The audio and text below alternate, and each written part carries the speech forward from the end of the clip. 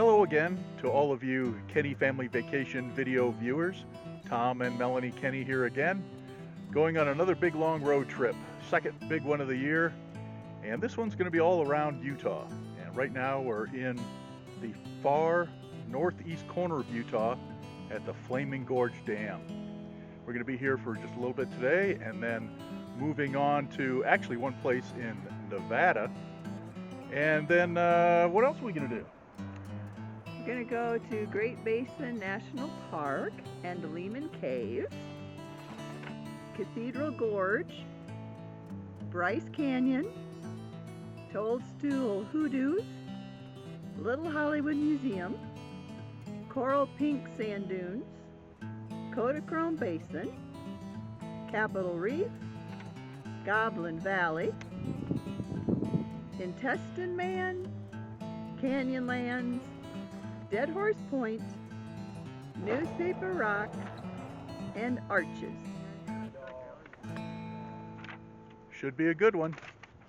The reservoir stretches for miles back up into Wyoming. It might be 100 miles to drive all the way around it.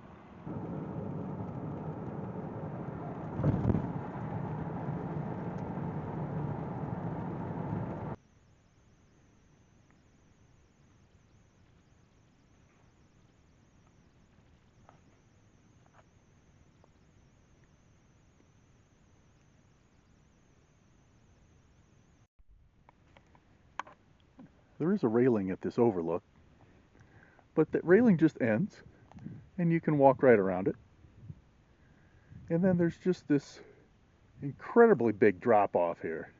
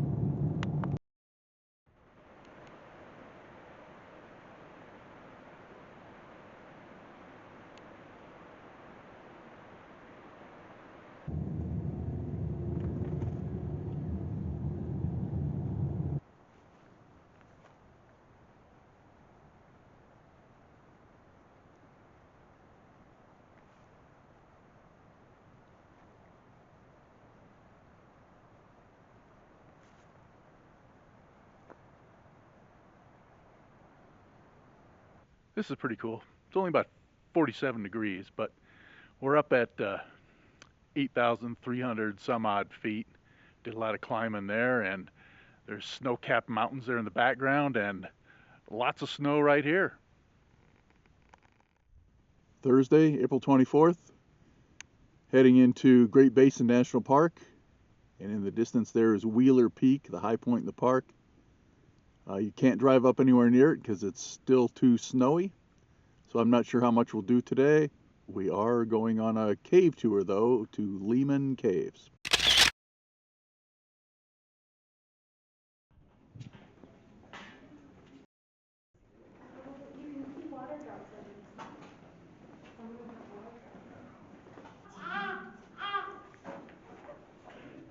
That's a lot of people here.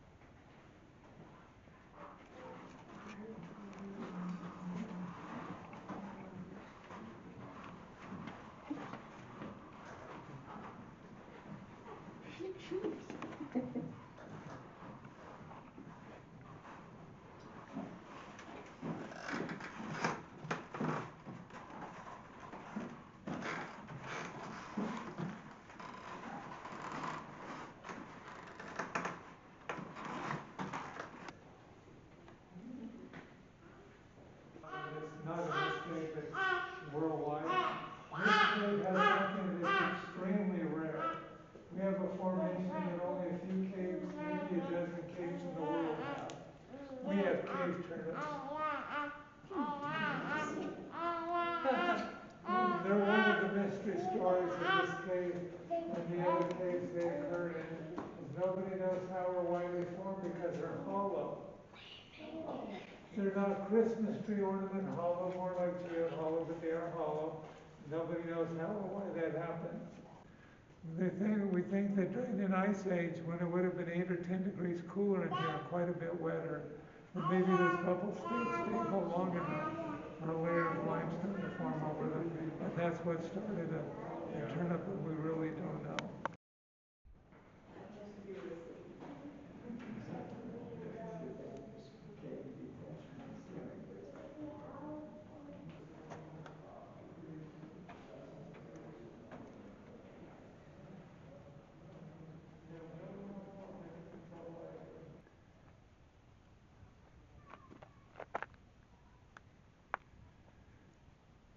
So this is actually the natural entrance.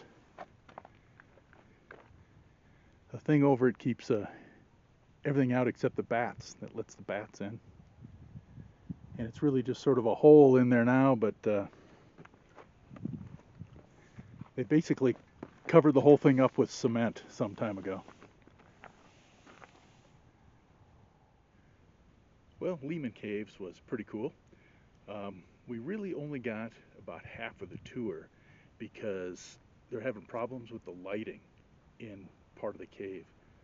Their lighting system is antique and they can't buy new parts, so it all has to be replaced, and it'll take months to do that. In fact, the cave's going to be shut down for months next year to get all that done. But otherwise, it was pretty cool. There are 504 shield formations in the cave, more than anywhere else in the world, and more of those turnip formations than anywhere else in the world. But now we've driven up the Wheeler Peak Scenic Drive.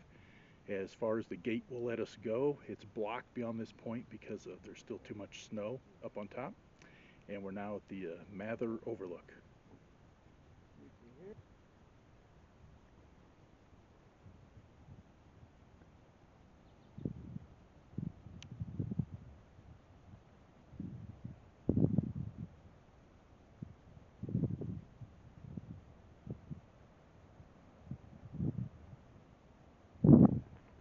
Okay, a little history here. In the late 1800s, of course, they were looking for gold everywhere in the mountains. They found some gold about 18 miles from here in a little town now is called Osceola. And they were going to do placer mining, which is where they just spray the hillsides with water to, and then, search all that for the gold. But the only source of water was here in the mountains, 18 miles away. So they decided to build an 18-mile ditch to divert water from the mountains down to Osceola. It probably cost a lot more to build the ditch than the amount of gold they got out. So they kind of lost money in the whole thing. So anyway, we're gonna walk down through the woods here and see what's left of part of this ditch. Well, we've just walked a couple of minutes. We're not really sure what we're looking at. But there is kind of a man-made wall here. Goes down this way farther.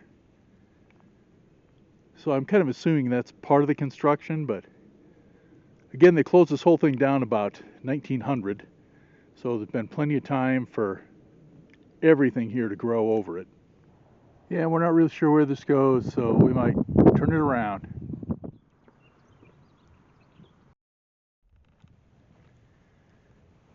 Mrs. Rhodes ran a resort of sorts with a bunch of cabins like this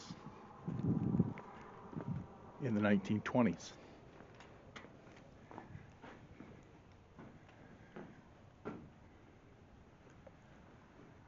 She took care of the cabins, cooked meals for people, and gave tours of the cave. And again, that was all in the 20s. Even in the 1930s, there were only about 600 visitors here. But when the roads finally got paved in the 1950s, they went up to 20,000 visitors a year.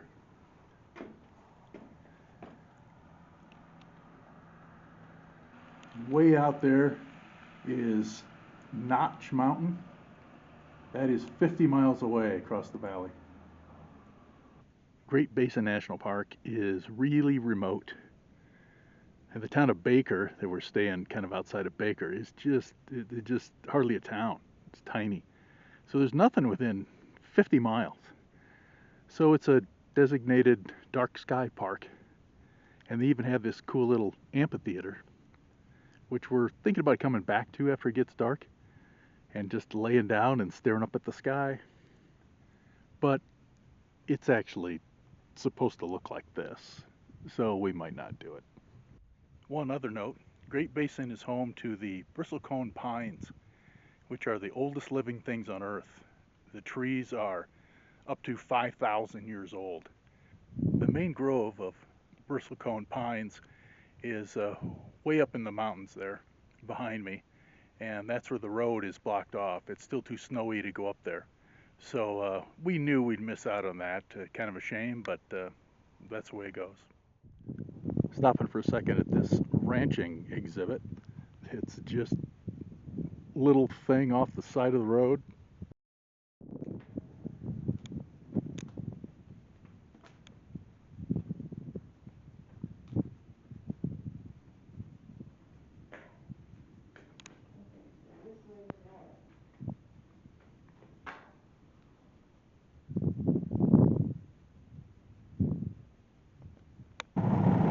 Heading into the big town of Baker. This is downtown Baker.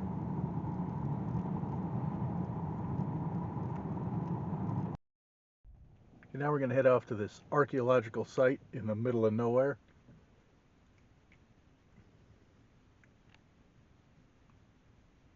Can you see it?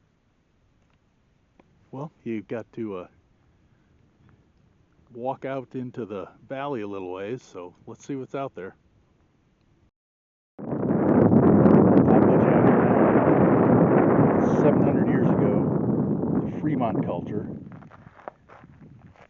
had like a little town here. And this was all excavated in the 90s and then refilled to preserve it all. And so this is what's left. But 700 years ago, evidently, it could have been marshy out here and with a creek running through or some sort of stream. Here's the place we're staying for 2 nights. It is right on the border. Here's the Welcome to Utah sign.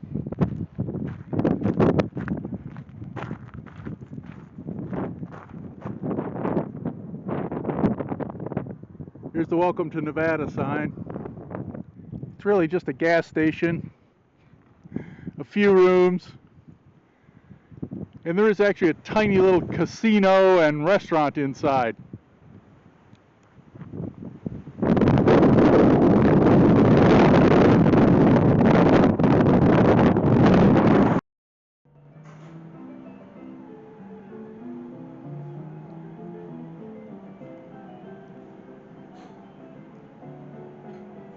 In case you don't have a cell phone, there's actually a phone booth here.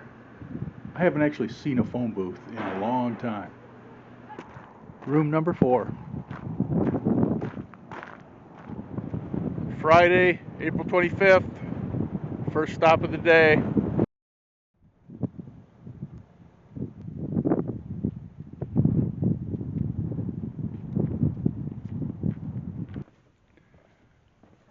Go see where this goes.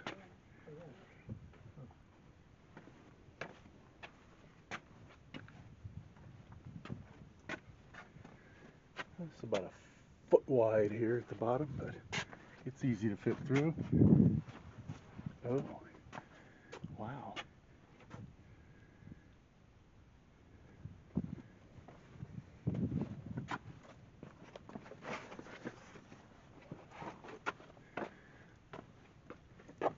Ooh, this is cool. Wow.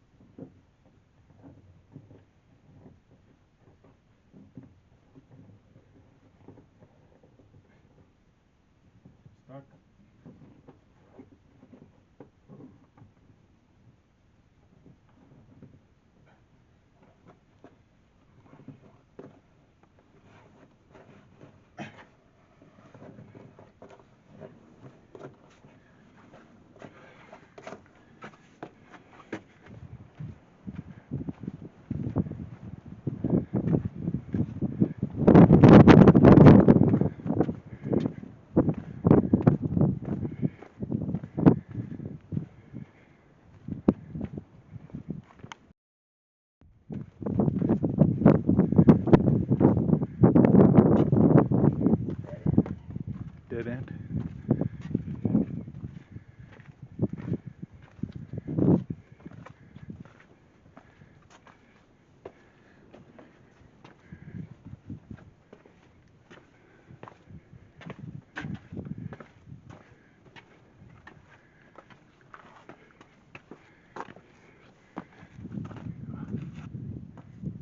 Are you going the easy way or the hard way? I probably should come up this instead of down.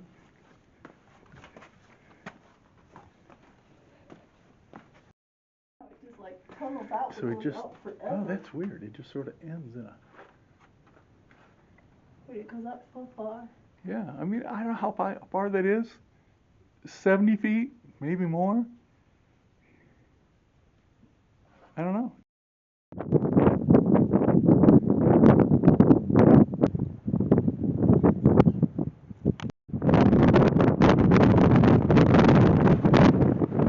Wind out here is just nuts.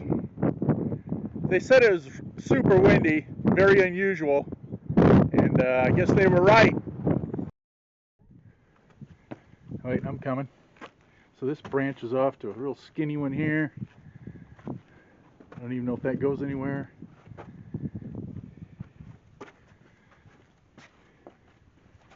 There's a board here. Yeah, I don't know what the board is. There's a feather. This one stops right here.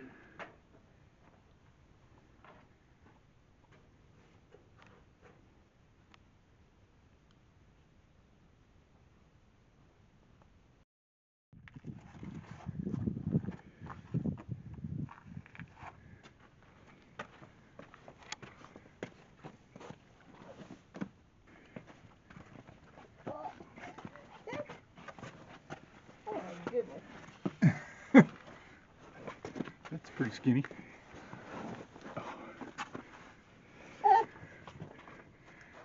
Does it does it go farther? Well, we can't. Okay.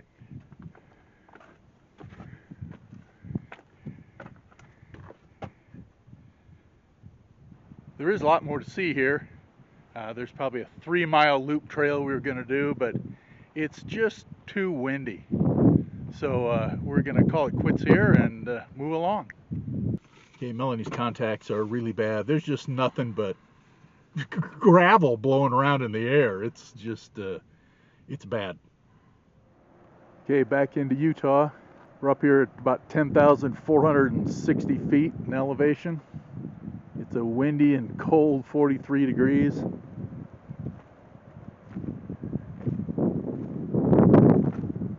Lots of snow.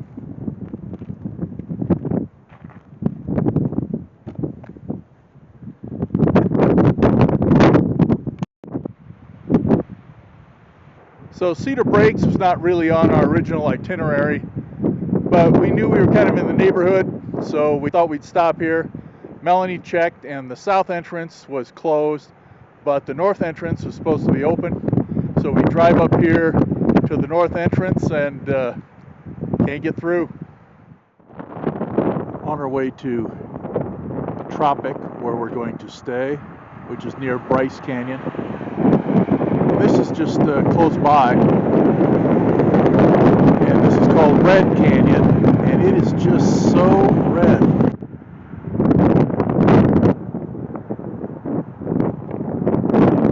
This is just a pull-off on the road, and everybody's stopping here to get pictures.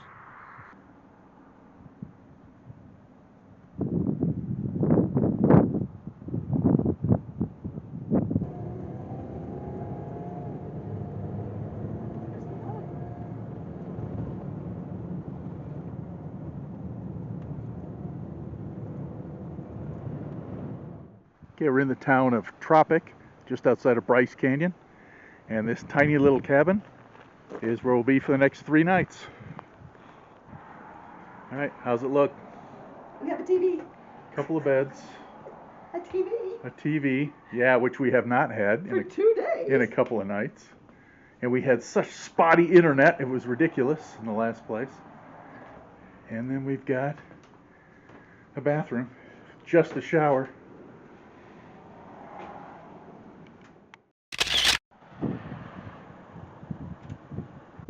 It is just a little after 7 o'clock in the morning, and the parking lot was about half full, so we just barely got here. We are at Sunset Point, and we're going to walk along the rim to, actually that's this way, to Sunrise Point, and then go down into the Queen's Garden trail, and then hook up to the Navajo Loop Trail, and then come back to where we are now. And it's mid 30s out here. It's pretty chilly, and we're at 8,000 feet, so the elevation's up there. So this should be a pretty fun hike. We're going to follow that trail that runs right across the rim there to get started.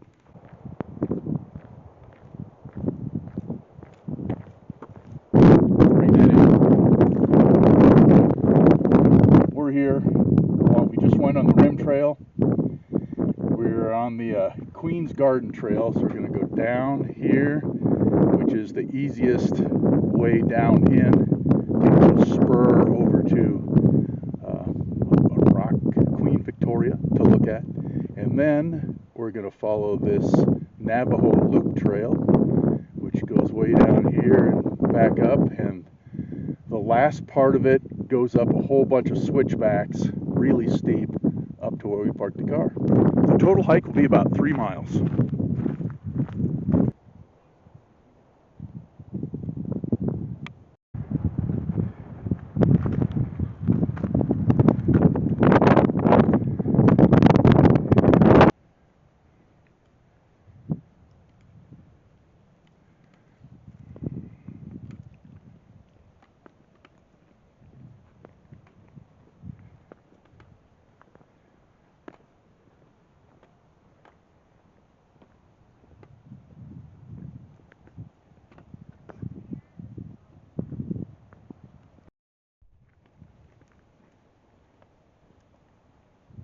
Shadows on the wall over there.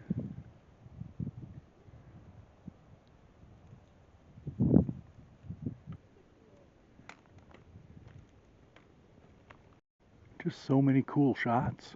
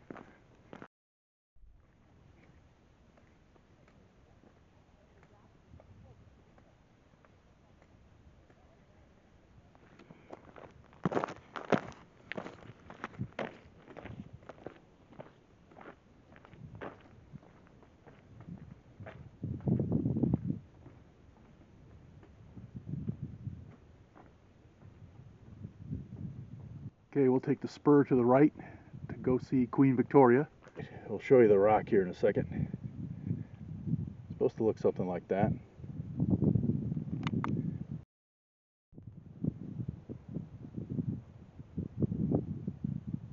It would be hard to pick out if you didn't have the sign to show us where it is.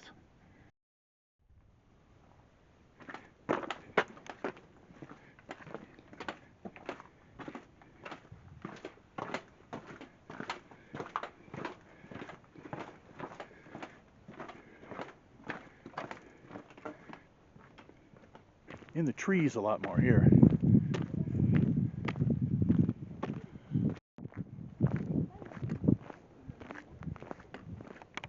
Much more level through the Navajo Loop here.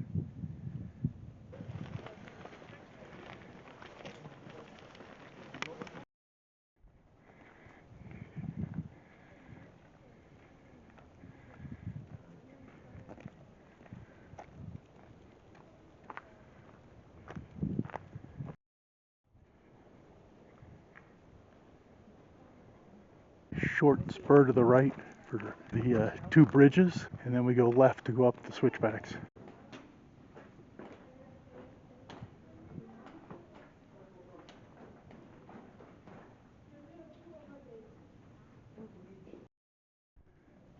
Lots of steep incline even before the switchbacks. Okay, here we go.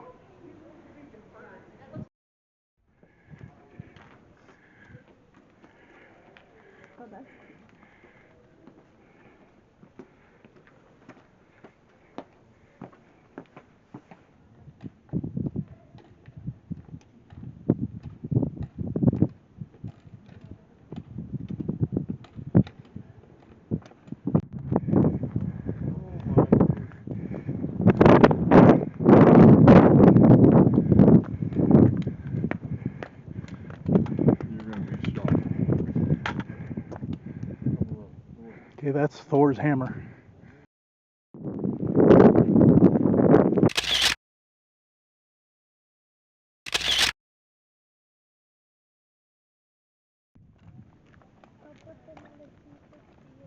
Okay, end of the lines up there.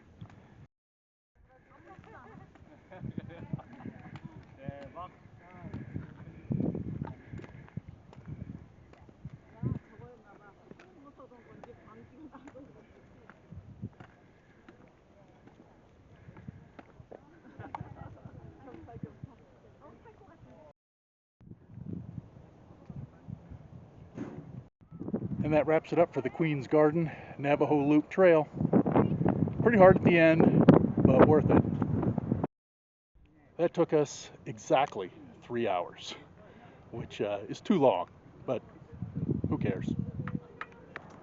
We did meet another couple that lives on the west side of Iowa City, and we stood around and talked to them for 15 minutes at least. Parking lot is packed. In fact, they're directing traffic. How we doing?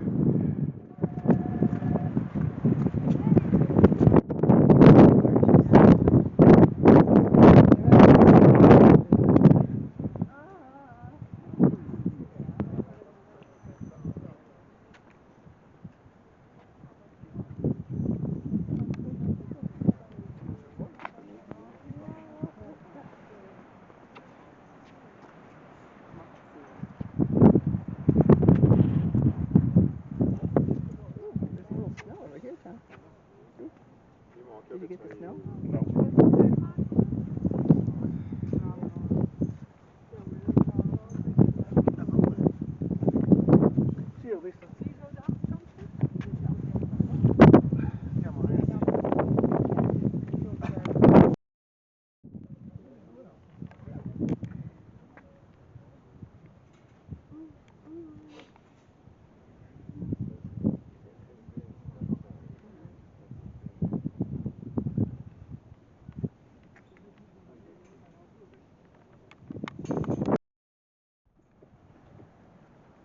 Still have some snow.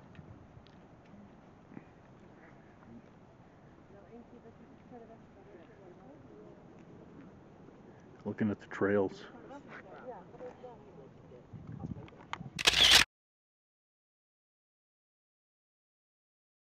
Next up, Bristlecone Loop Trail.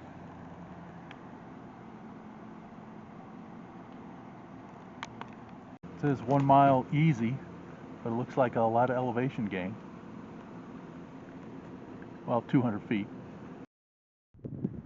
We're at Rainbow Point, which is somewhere over 9,000 feet in elevation. All right, got it.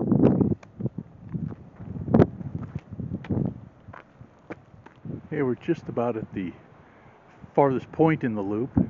Seen a lot of trees and a lot of dead trees, but we don't know what the bristle cones are.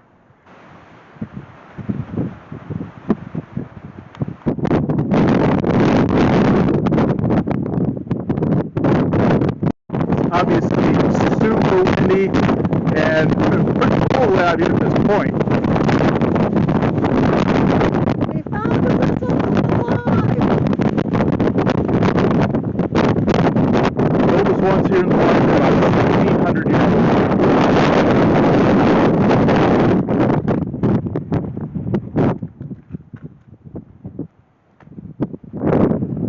Okay, this is a baby one, probably at least 50 years old, maybe more.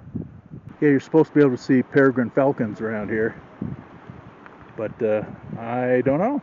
Cool view, but I don't know if this incredible wind keeps the falcons kind of grounded.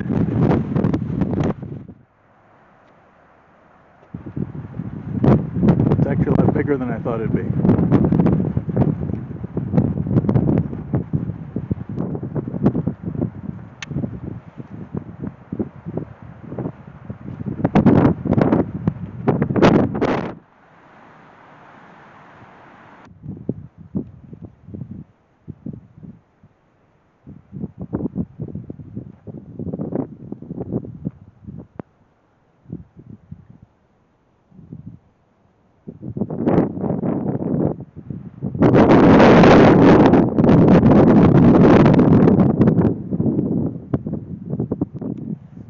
Pretty easy to slide right off of here.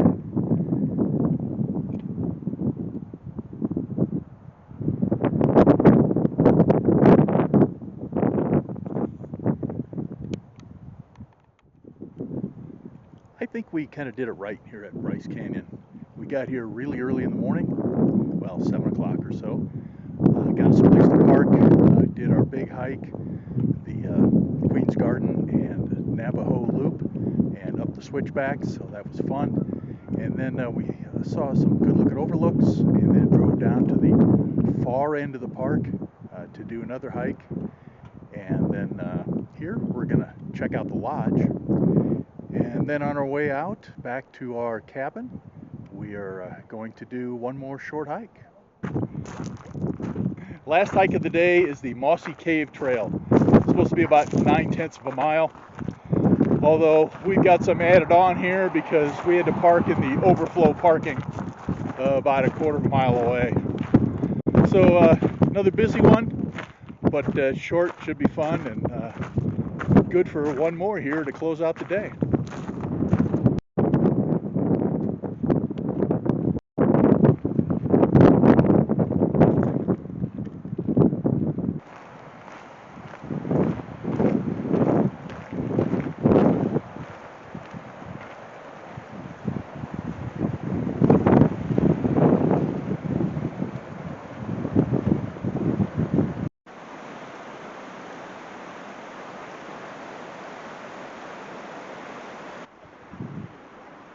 Ooh, it looks like quite a bit uphill after the bridge.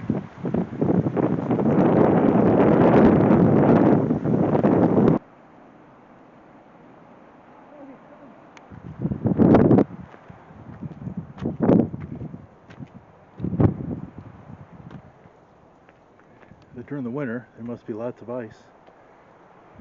Over to the right, there's still some. There's just barely tiny bits of it back there.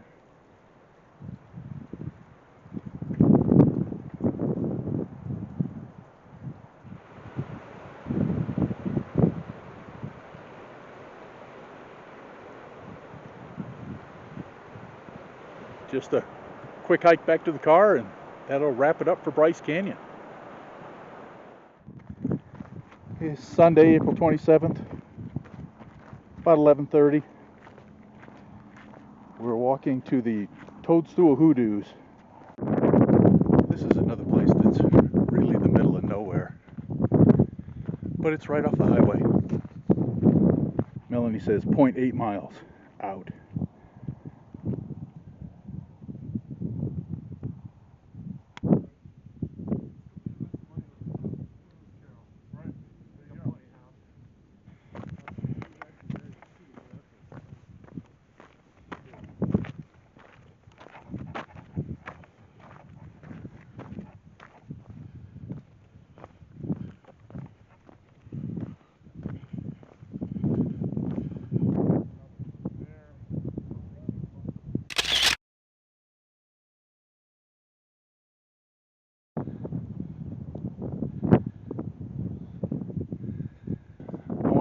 this is actually going to last.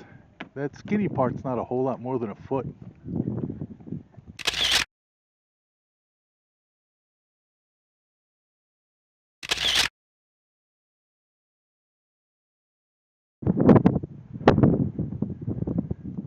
It's good to get a few other people in there so you can see how big some of this stuff is.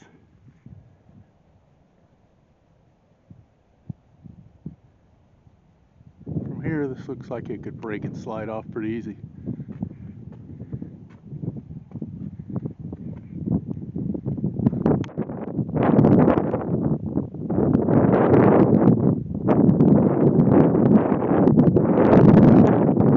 All of the red has white striping through it, kind of coming down out of the white.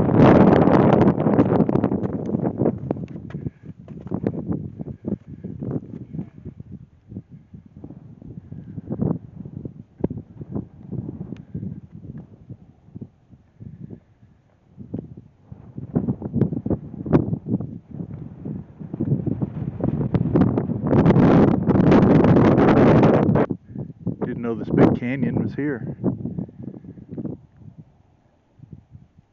I think I'll walk out to the edge of this for a photo op.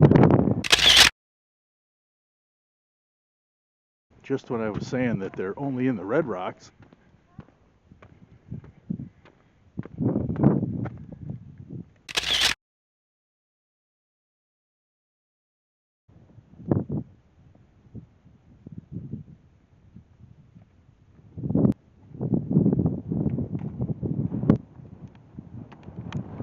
All right, your thoughts?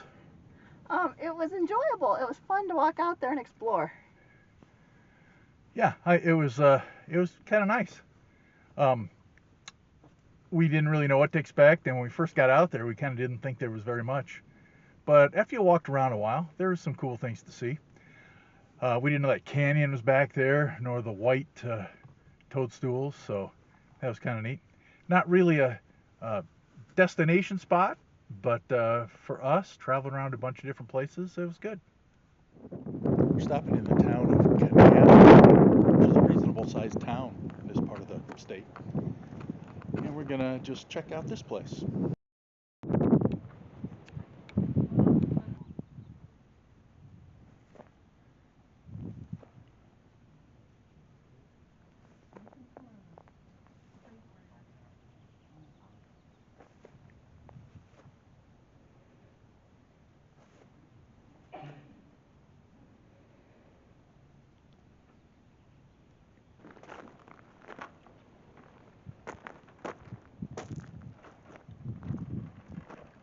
There we go.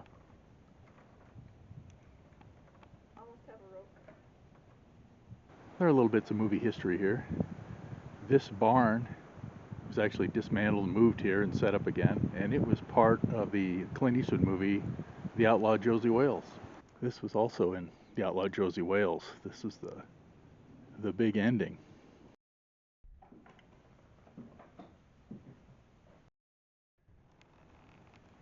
So the homestead was built to fight off an attack by either Indians or outlaws. The windows had these crosses in them, so you could stick your rifle through there and shoot up and down or side to side. The walls were thick, certainly bulletproof. The ceiling was thick. The only problem was a back hallway where you could possibly get around behind you and chop through the roof. So you had to keep an eye on that. And of course the fireplace, where you always kept a hot iron in there. So if you were wounded, you'd slap that hot iron on the wound and cauterize it. Who was in jail?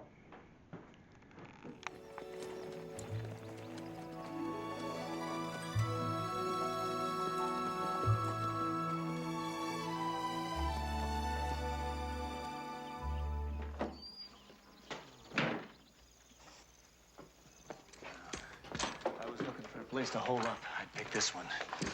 Walls, ceiling 2 feet thick, all made out of mud, nothing to burn. 2 doors, front and back, right inside of one another. Now, these here crosses are to fire rifles through. Up and down, side to side. Yeah, this Tom Turner here really knew what he was doing. You bet he did. Where it's coming from. Now, you're gonna have to keep an eye on that hallway there, because the only blind spot is the ceiling. They're gonna get around to it eventually. Now, they can't shoot through it, but they might be able to dig a hole in it and drop down, maybe in the back bedroom. Now, remember, when things look bad, and it looks like you're not gonna make it, then you gotta get mean. I mean plumb mad dog mean. Use pistols at short range, more firepower and less reloading. Keep this fire going, keep an iron on it, red hot. Anybody gets hit, sing out, slap iron to it. That's the fastest way to stop the blood. Lots of things here from this Sergeant's 3, which had all the 1960s Rat Pack guys in it, which was a remake of Gunga Din. I always hear that pronounced as Gunga Din. It's actually Gunga Din. It's spelled D-I-N. But Dean is what rhymes in the original poem that's based on. Poster in the window is from a James Garner movie that I've never seen. Might have to look that one up. I'm not exactly sure where Kanab Canyon is, but looks like that was a pretty popular spot for filming movies.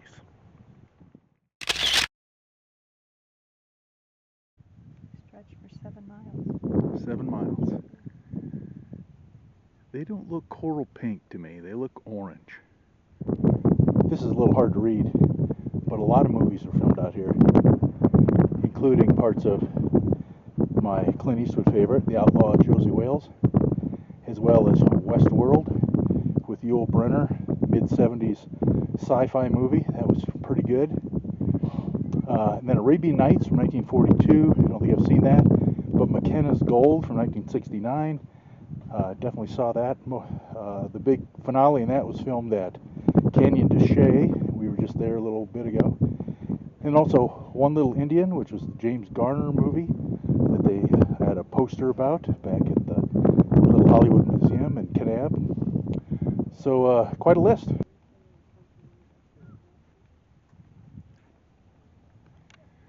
The colored sand is from the Navajo sandstone that's all over the area. And winds coming through this notch between a couple mountains over here, the winds narrow through the notch, get faster, and pick up the sand and move it along, called the Venturi effect. And then once it gets into this valley, it spreads out, can't hold the sand in the air any longer, and drops it into these dunes. Okay, just got waiting. It's kind of a cold. We walked out the place and it's got cold, so I'm not going to stay. It's about 53 degrees. We're up to 5,900 feet.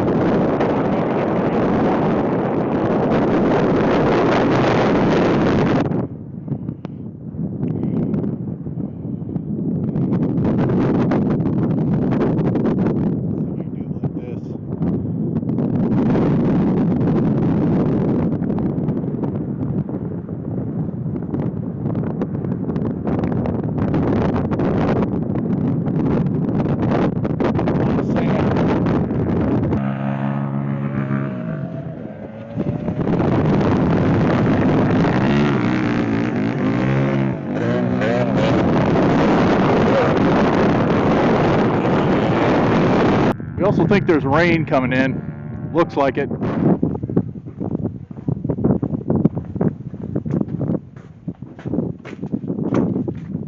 You guys know the way to Bryce Canyon?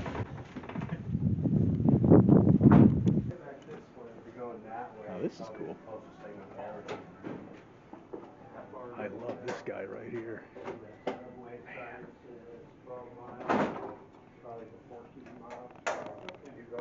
Man, I really want to buy this, but it's $499. This Bigfoot blanket hanging back here is 45 bucks. Really tempted to get that.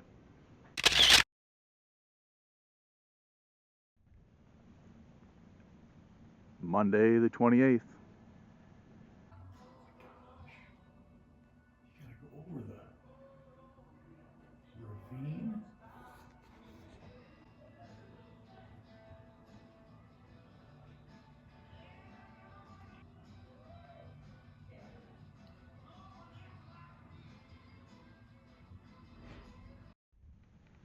Okay, we're going to do the panorama trail, 3 miles. It's supposed to be level though.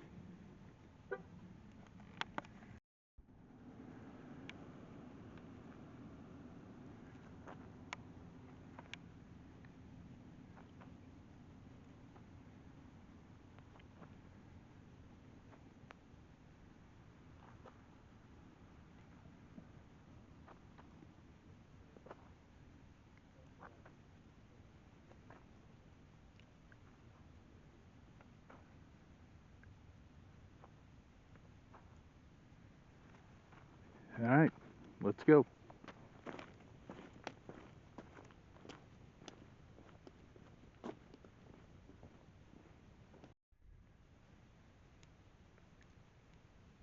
Walked right by this and didn't even see it.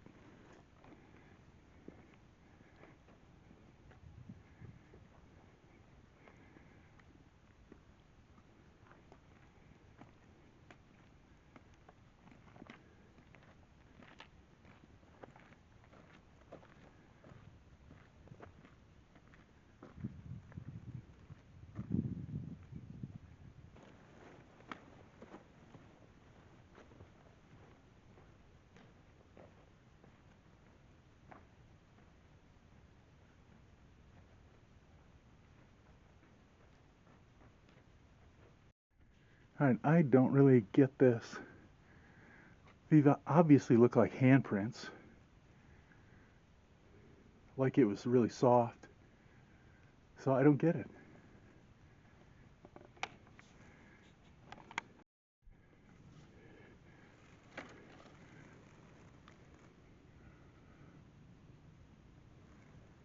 I'm sure we're not even a mile in, but I lost the sweatshirt. It was 46 degrees when we left, and we're at 5,800 feet, but it's perfectly still. There's no wind at all, so it's actually warm. There are nearly 70 monolithic spires ranging from 6 to 170 feet in height.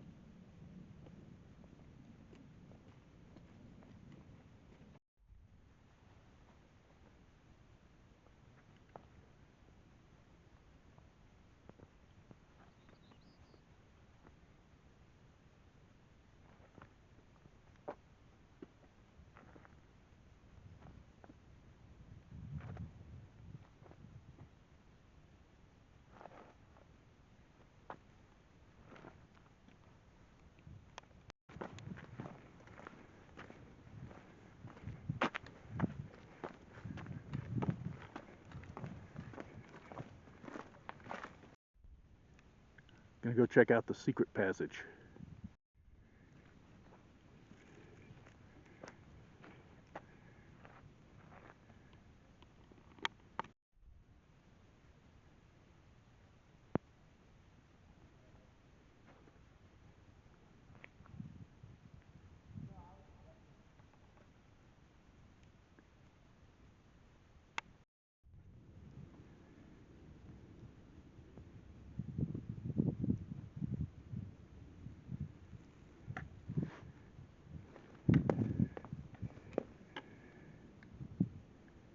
Let's see where this leads.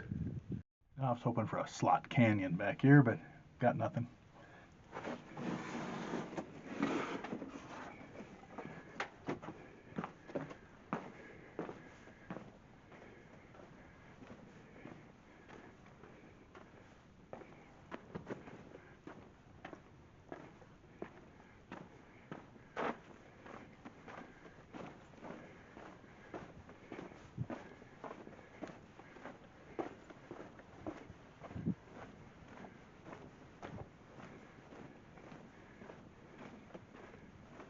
We're not exactly sure where the trail goes. But exactly, there's a sign right there. So I want to go this way.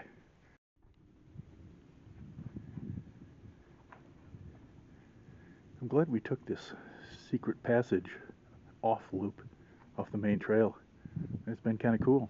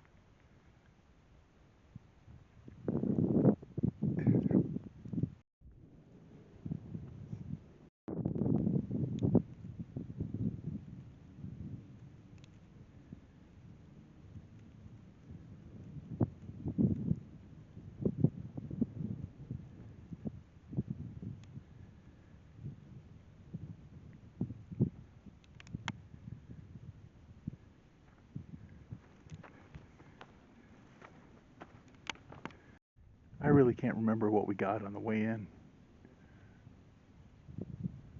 or if we were just looking ahead and not looking at this behind us.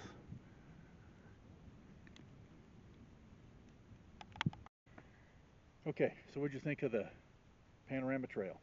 It was good. I recommend taking the secret passage.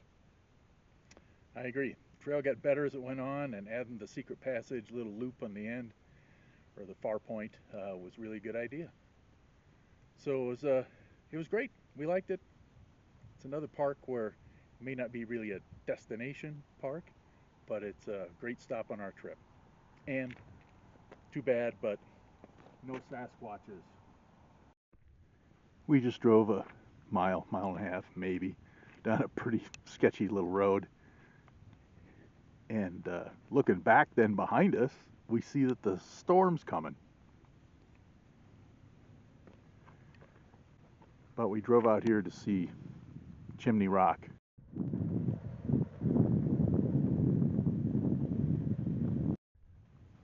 It is pretty big.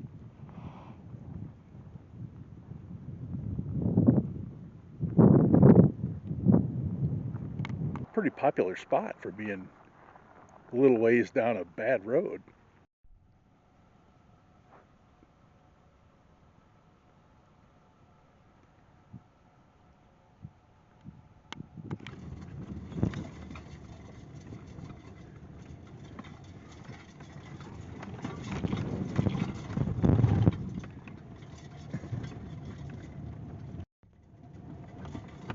Just getting more of the weather.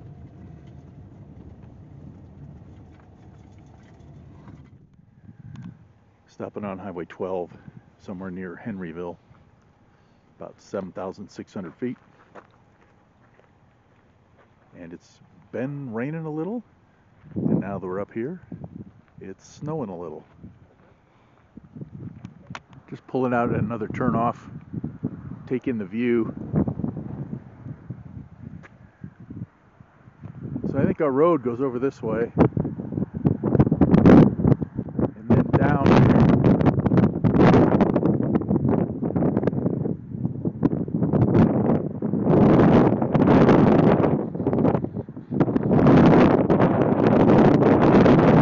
Stopping at another turnout just to get the view. Really good views. So I say if you want to see some really good looking Utah landscape, drive south out of Torrey down to Escalante. Or vice versa, like we're doing.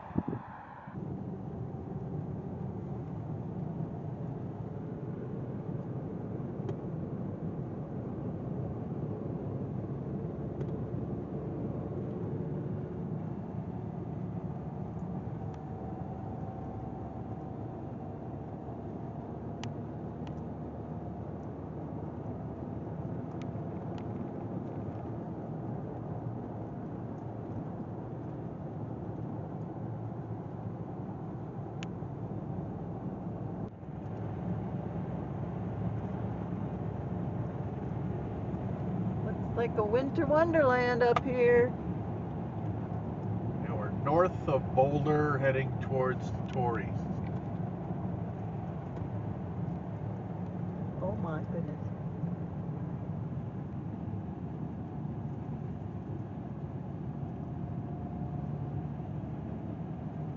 We're at about 7,800 feet and climbing.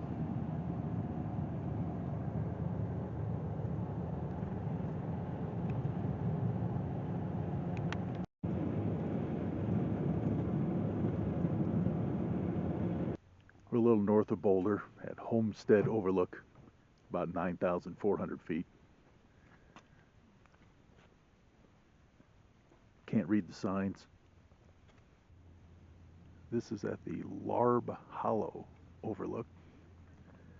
Of course, all this would look better in better weather, but it's all pretty amazing. Here's the view from our hotel room just outside of Capitol Reef.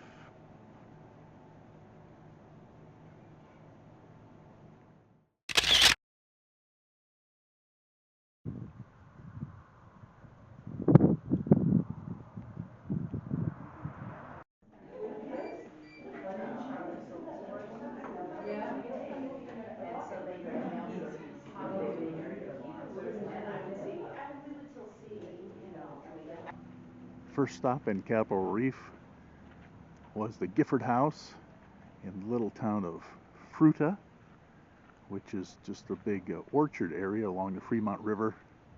Been here for a long, long time, before there was a park. And we went in and bought some pies.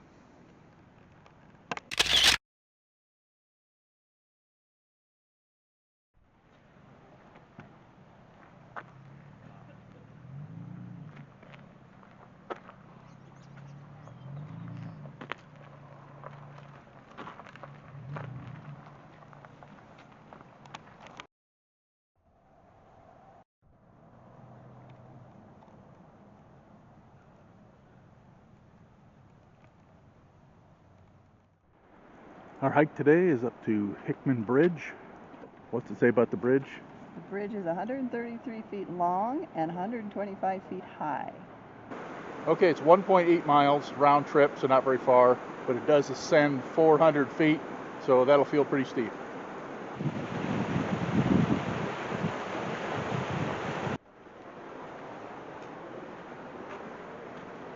We heard there were lots of steps, and there's definitely lots of people. Parking lot was full. We had to park out on the road with dozens of other cars. This is Capitol Dome, where the park gets its name.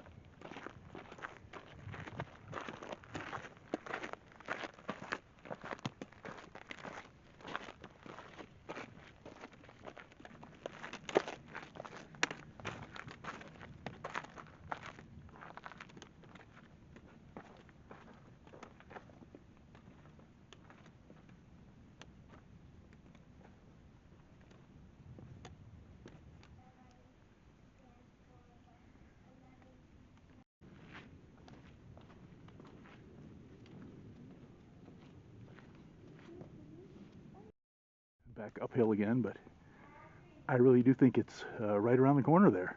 It's a little hard to make out because everything kind of looks the same against the rocks, but it's right over there.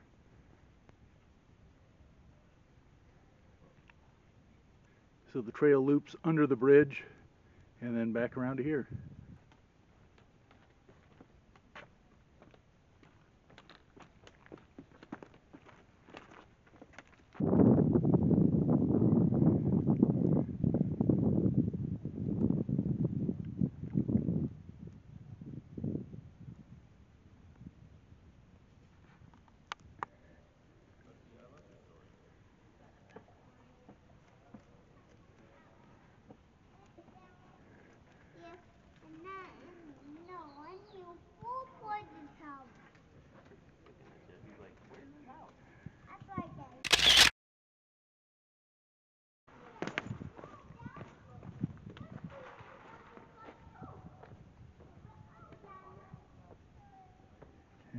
turn part of the loop. This is just another really cool hike.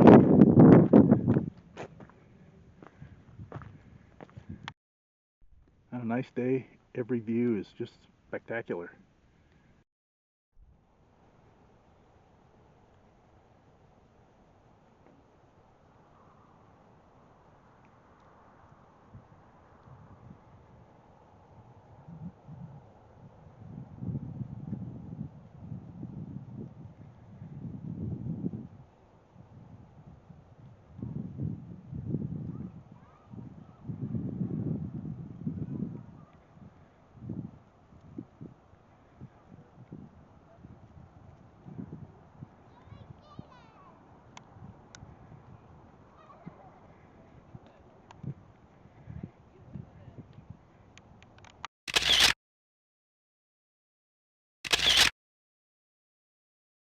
Another little arch right here.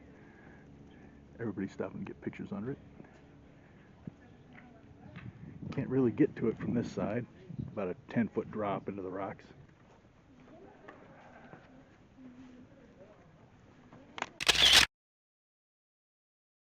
Okay, comments on the Hickman Bridge. I recommend the hike. Me too. Great hike, and the views of the canyon, even after the bridge, were worth the hike.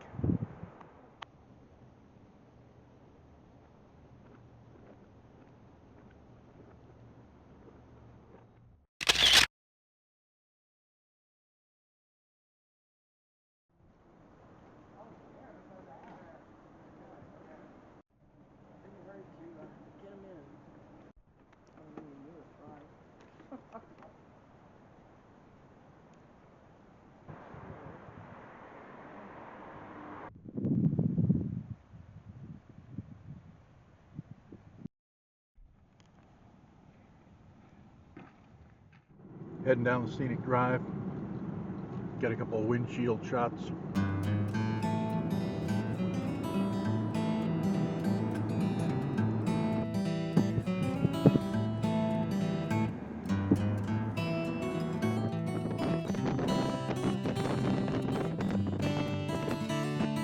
I think we'll come back, take that road down that canyon.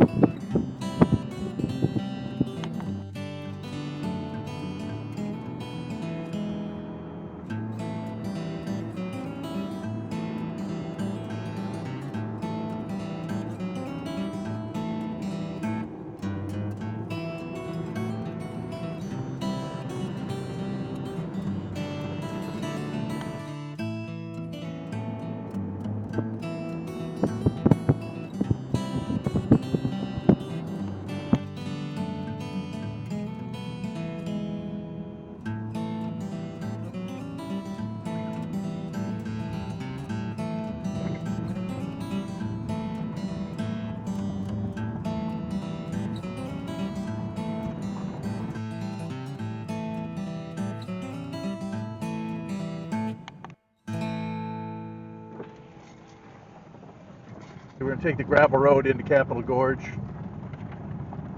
It's actually kind of busy. There are a couple of cars right in front of us.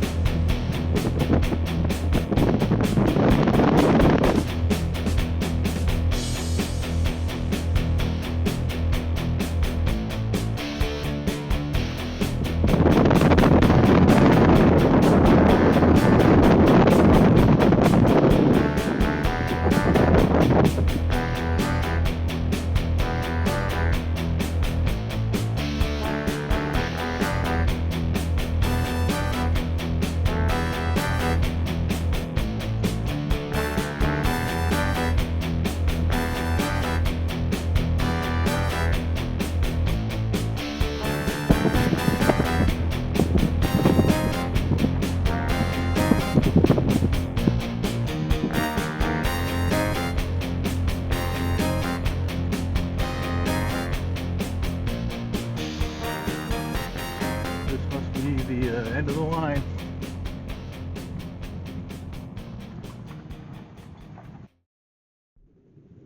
We're not going to do any walking here, but just thought I'd get out and pan around once.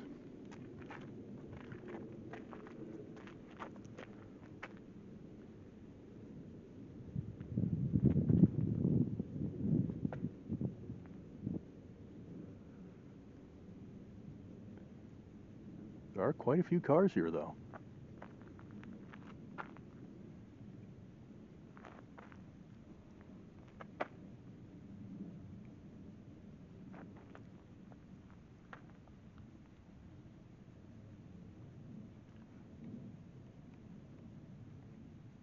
I think I'll shut the camera off for the drive out.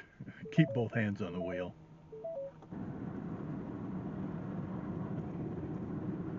Heading back out the scenic road. You're heading into the Grand Wash.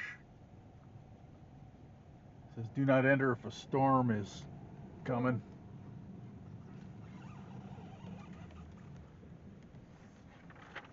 I think we're good.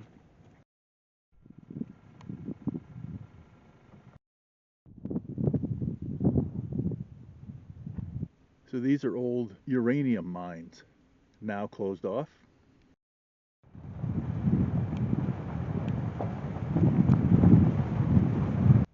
Okay, this shot's looking backwards, but I'm going to try to zoom in on Cassidy Arch.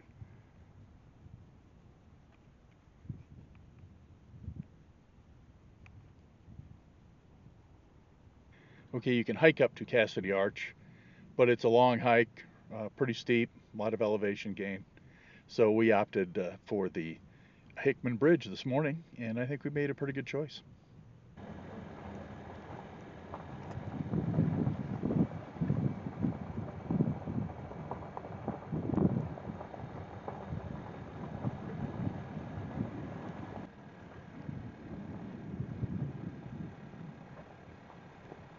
Well, the drive is actually pretty short. These guys are parked right under that rock.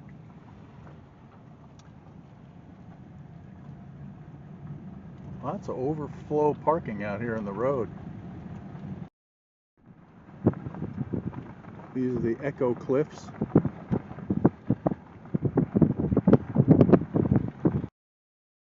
Little window there. Okay, back down the road.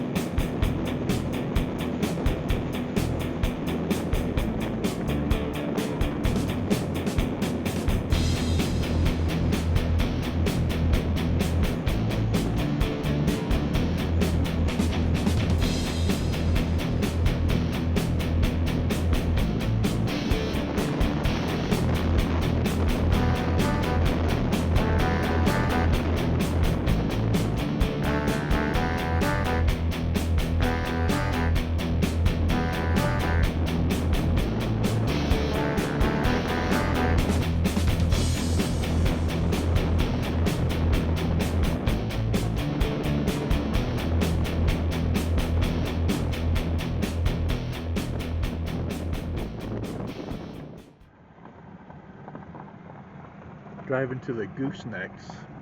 Oh, I think this is an overlook.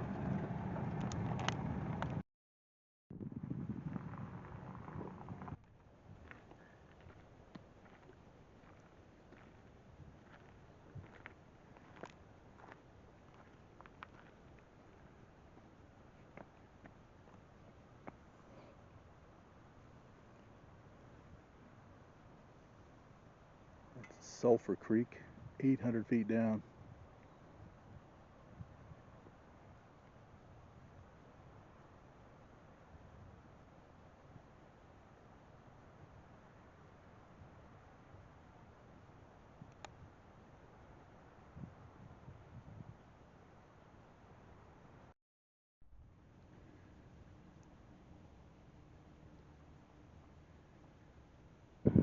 is Chimney Rock.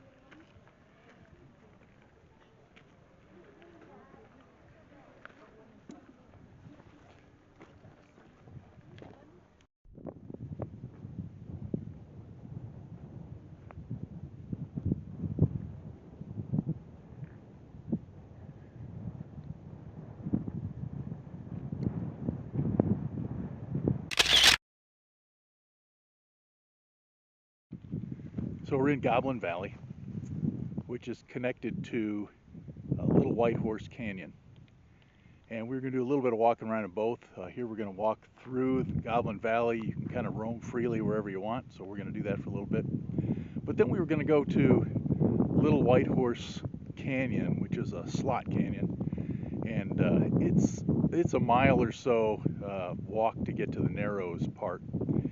And when we spoke to the people, a mile and a half maybe, and when we spoke to the people at the visitor center, when we checked in, they said that there's a 15% chance of rain, so they don't suggest that anybody goes into Little Wild Horse Canyon because flash floods will kill people. So they said they've had fatalities with a 15% chance of rain, so anything over 15%, they suggest you don't go in. So I think we're probably just going to skip that. Plus, I hurt my knee and I can't walk very well.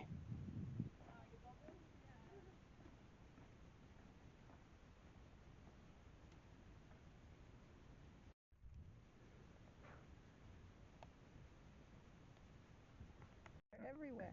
Yeah, which direction do you want to go?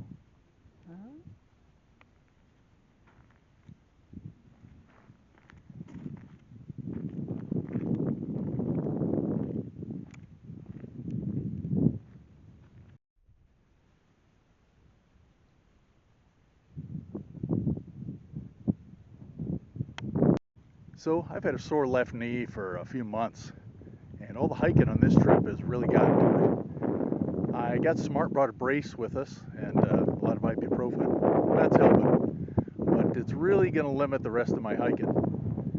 So it's good that we're not doing the Little Wild Horse Canyon, and I think I'll be able to make it around here in Goblin Valley all right. Melanie always wears bright colors, so I can always find her in whatever landscape we're in. This one definitely looks like a dog's head.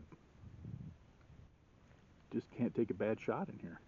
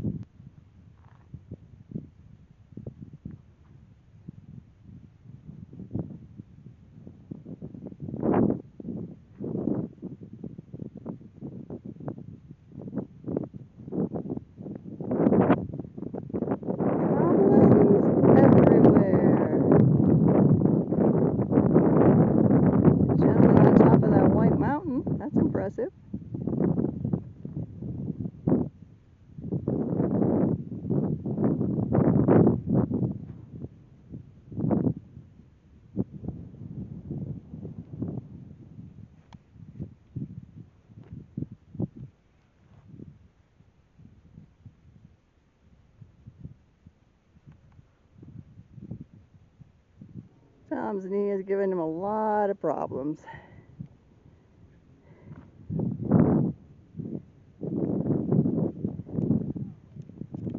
Okay, to me, this looks like a profile of a bear's head.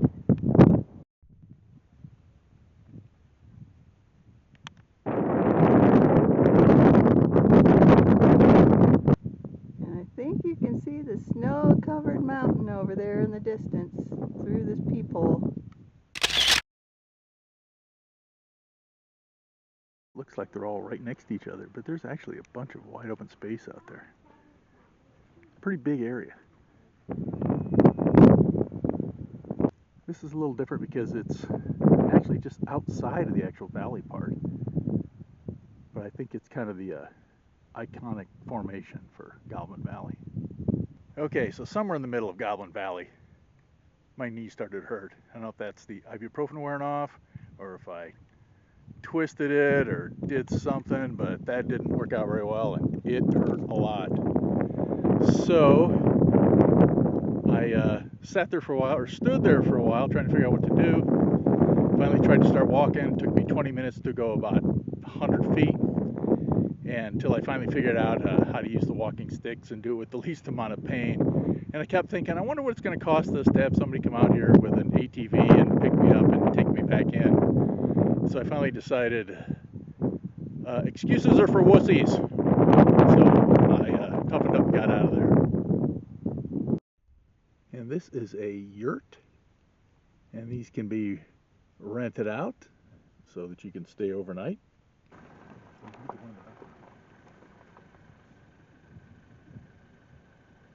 We drove down near Little Wild Horse Canyon trailhead, and again we were told back at the visitor center to they did not recommend going in there because of 15% chance of rain, which could mean flash flooding. And looking off in the distance here, it looks like rain, and there's a lot of clouds up there. But there are a few people who did not heed the warning.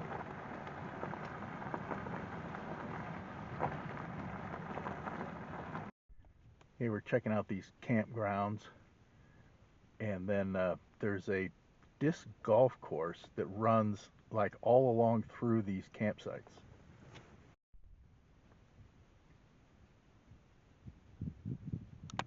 So all those campsites run along the bottom of these cliffs. Might be too far away, but you can see a couple of them way out in the distance there up against the cliffs. So it would be a cool disc golf course to run along the bottom of those cliffs. All right, so we're in Arches, and we actually have a timed entry to enter the park here in a couple days.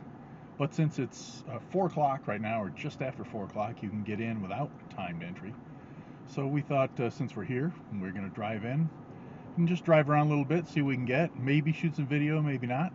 Driving into Arches, you climb a ton of some switchbacks in the road. Delicate arch from the lower viewpoint.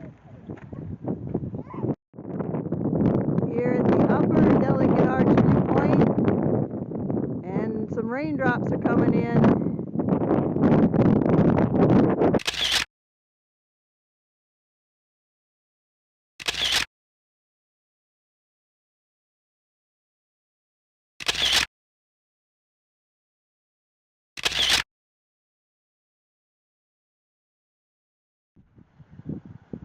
Just checking out the sky. Hoping it's better in 2 days when we come back.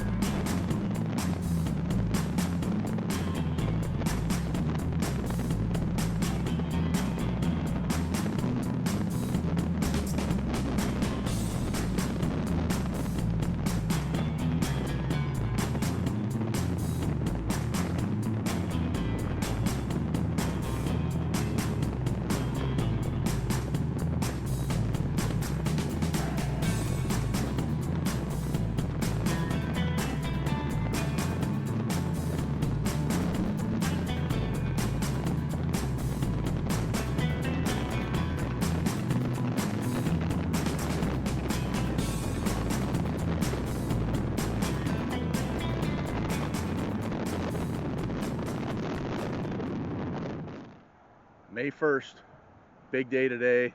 Lots of stops, not a whole lot of walking. That'll be good.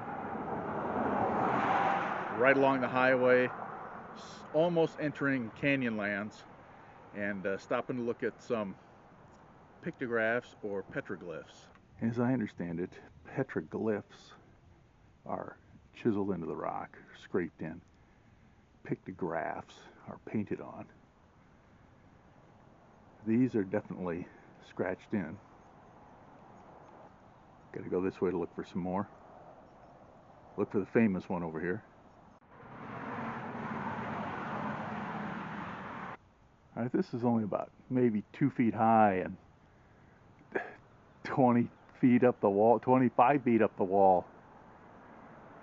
But it's called Intestine Man, and it's a guy with evidently a snake inside him, but it looks like his intestines.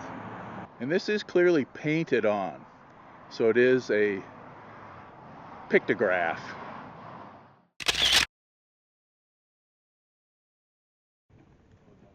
The first hike is to Mesa Arch. Pretty short, pretty popular. People keep streaming in.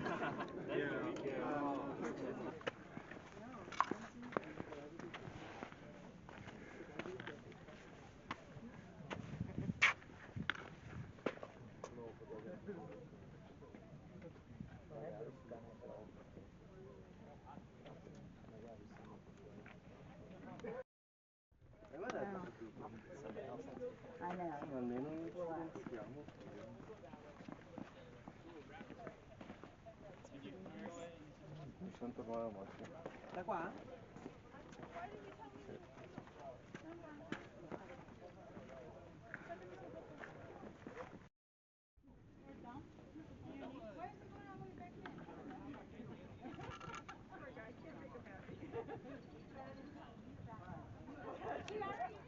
We're opting for the 300-foot walk.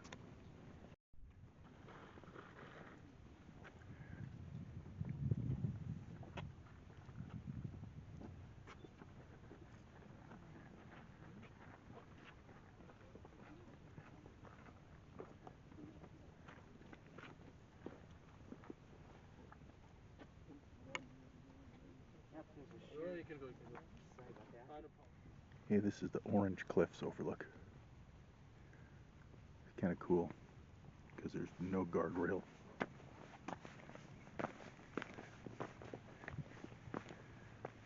But I guess the first drop's not that far.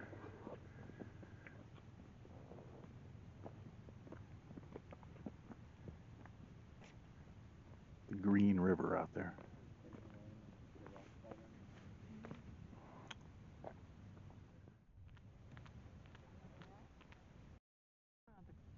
Yes, it is the grass.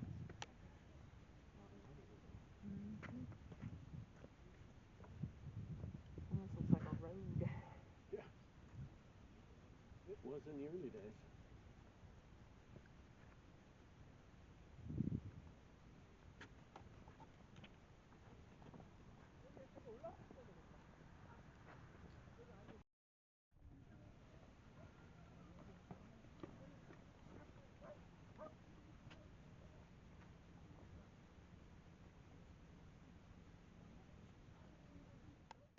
Yeah, the next hike is Upheaval Dome. People are pretty little up there, but you can see them going up steps up that hillside. It's pretty steep. And we're just going up to the first overlook, so very short. Okay, we're going to only go 0.3 miles.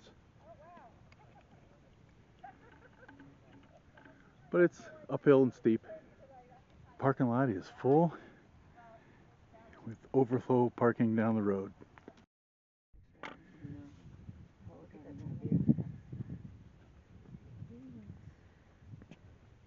Here, selfie. We didn't see any of that.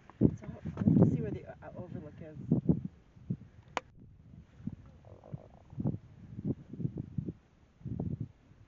there was a place we could have gone out to the overlook somewhere? That was a different overlook. No, but we could, no, not different, right. But remember when we were out there, there was a place we could have come.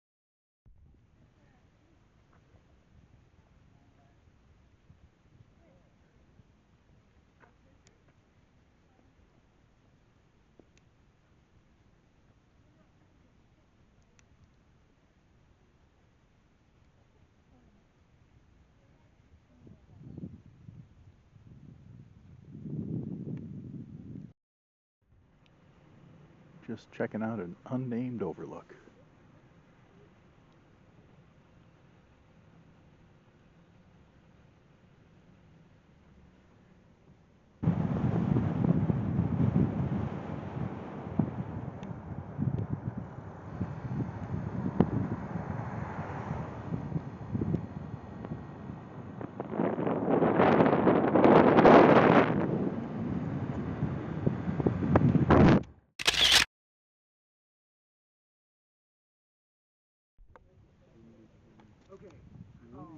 Boy, this is quite a drop-off.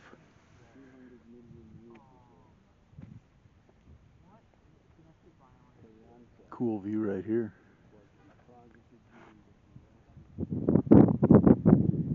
This is their visitor center. Got a big balcony off the back, chairs, tables there. Pretty cool. Okay, I'm standing right on the road at the neck, which is the skinniest part on the way out to this point. Luckily, there's nobody coming.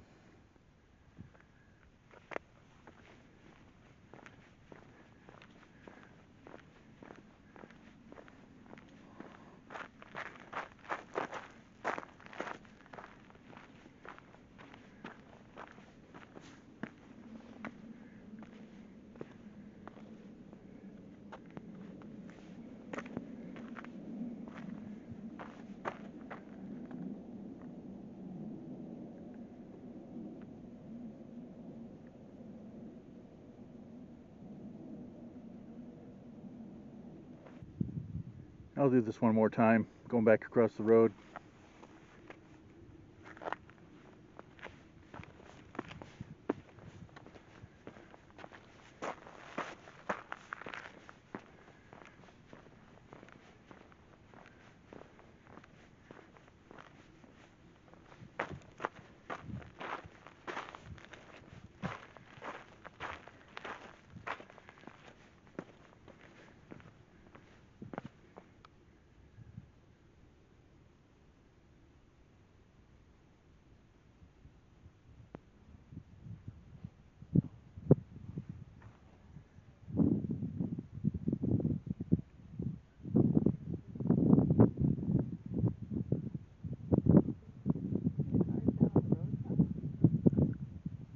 Oh yeah.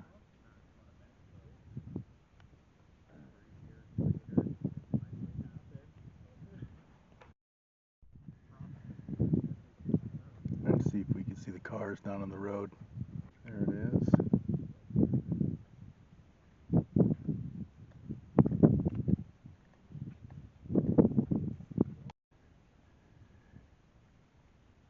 So that's the Colorado River, 2,000 feet below us.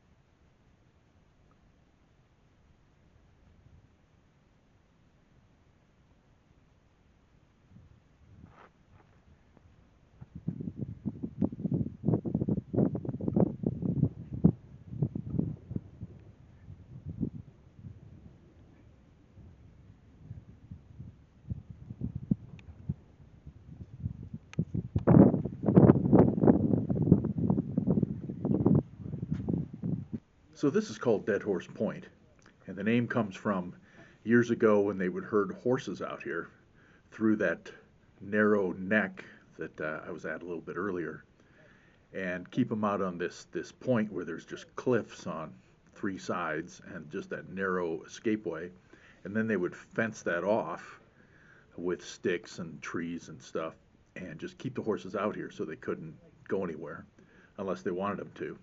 And at some point they left a bunch of horses out here, and there's no water source and nothing but 2,000-foot cliffs down to the Colorado River, so a bunch of horses died. Okay, we've been in the Island in the Sky district of Canyonlands. That's between the kind of a high plateau between the Colorado and the Green Rivers. And there's two other sections to Canyonlands. One is the Needles, and we're kind of on our way there now, and stopping at this point in Newspaper Rock. The third section is called the Maze, which is a bunch of canyons that you really can't get into. It's all backcountry, backpacking trails, and you really have to be an expert survivalist to even go out there. Newspaper rock is a petroglyph panel etched in sandstone that records approximately 2,000 years of early human activity. I'm not sure how they really know that.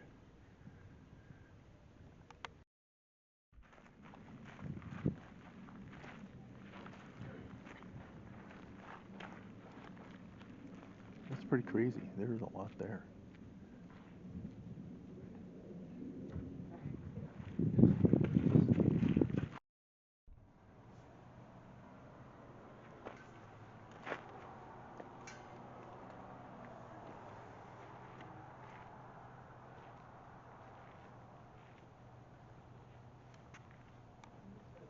I see Bigfoot tracks.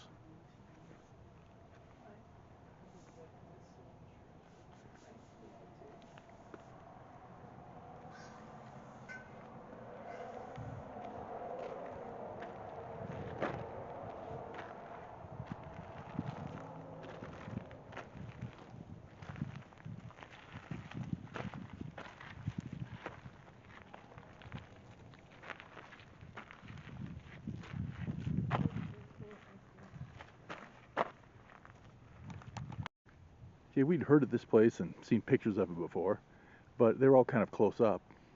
So I thought it was kind of out in the desert, in the middle of nowhere. But it's in this tree-filled canyon. Just not what I expected. Got a couple of windshield shots. Just haven't seen trees like this the whole trip.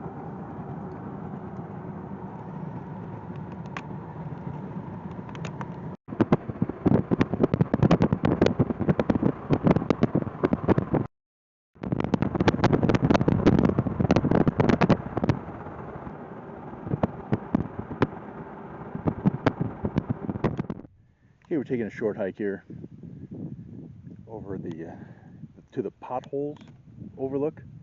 Supposed to follow the stone cairns by a bunch of potholes in the rocks like this.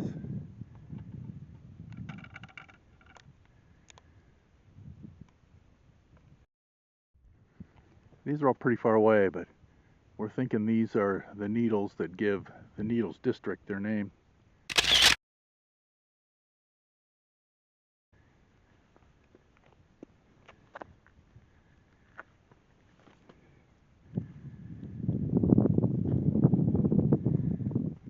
I like to get up on these rocks for a 360,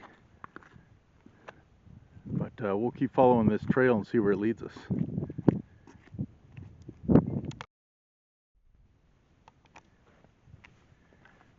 Don't know if you can see that line of little stone cairns. They're all about ankle high. It's 6:30, maybe a little later, so it's getting kind of late in the day. Sun's kind of going down.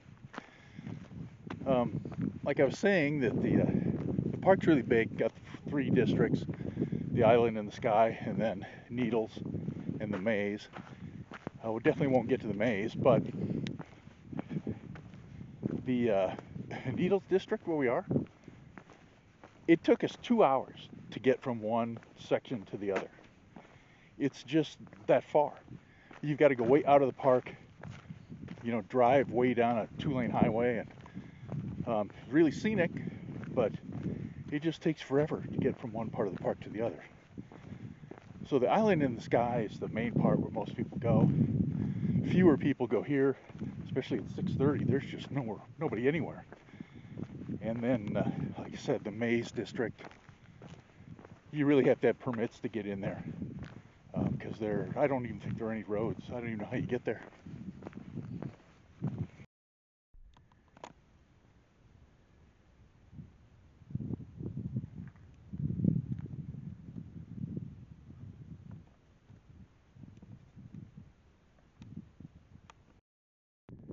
Okay, I'll try the 360 from on top of the rocks.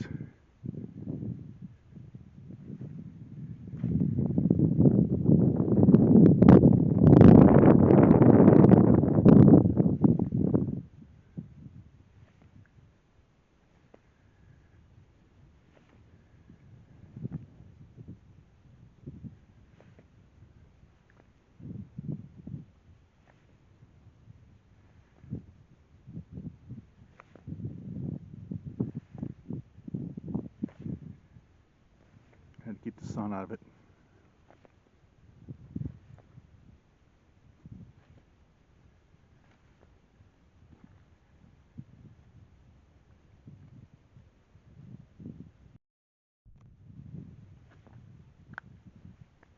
Down to the end of the road in the Pinnacles area.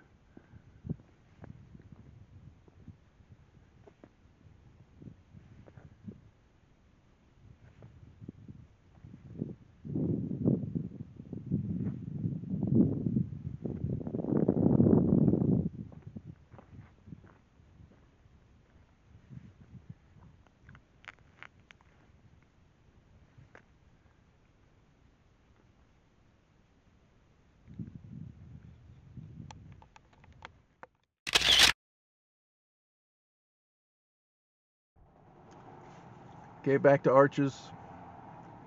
It's exactly 9 o'clock. Our timed entry is at 9 o'clock. And we're waiting in line. Not alone. And that's 2 lanes of traffic.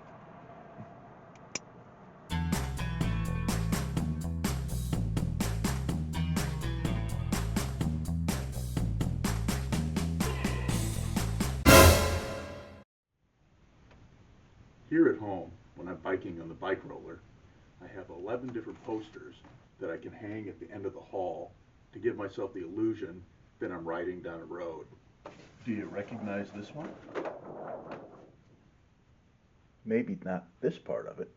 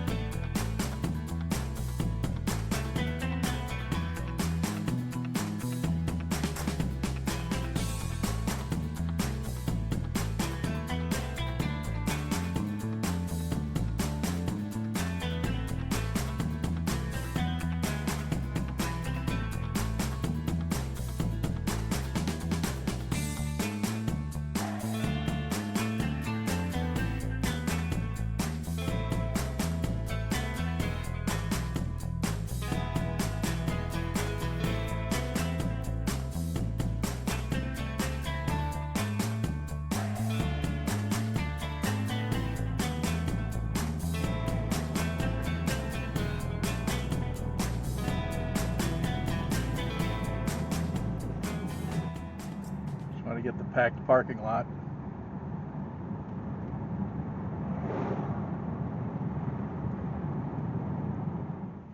We are currently in the windows section, and there are 10 arches in this section.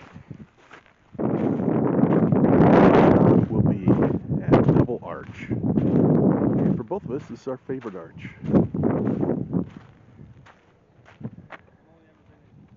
It's over here, a little bit on the right. We'll go up and get a closer look.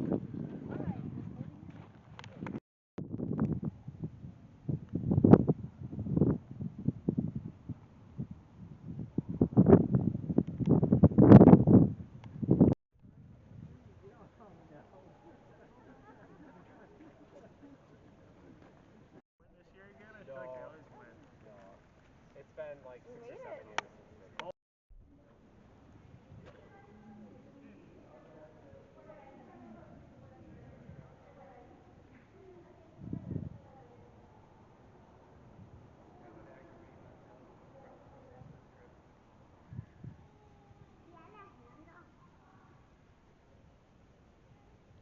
Well, I'm electing not to climb all the way up there on a bad knee.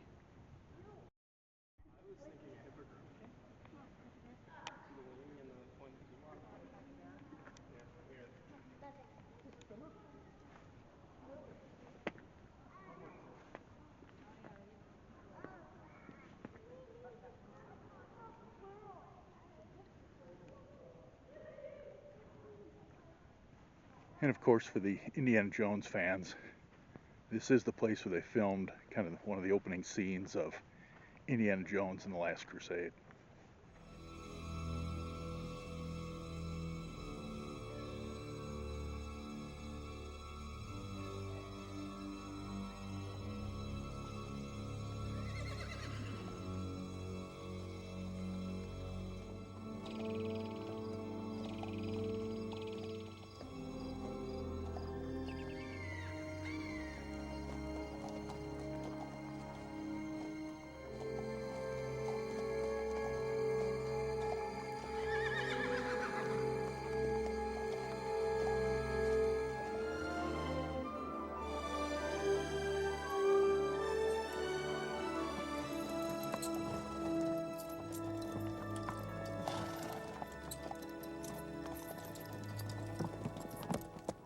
Dismount!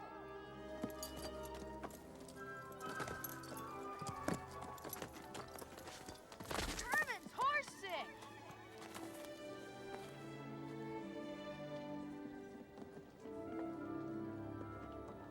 Cat, no one wander off. Some of the passageways in here can run for miles. Probably should have gotten this a little closer, but on the center of the screen, kind of the edge of that cliff, it's supposed to look like a cobra's head. I guess it kind of does.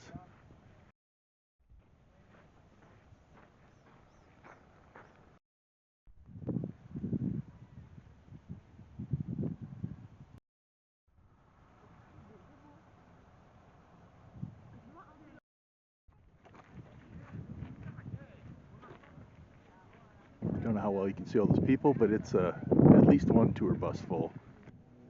Okay, this is the north window. South window is behind these rocks to the right.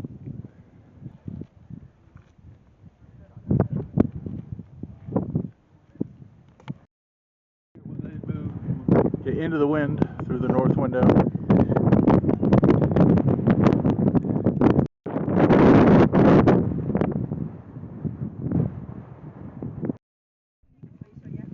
Turret arch is off this way.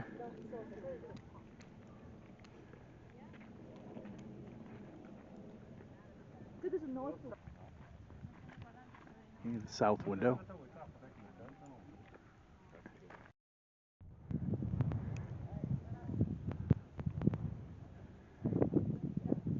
We're going to take the primitive trail. This looks like the trail here.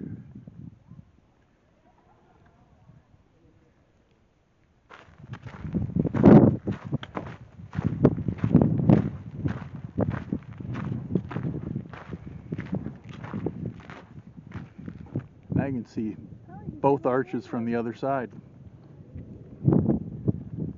And there's almost nobody over here.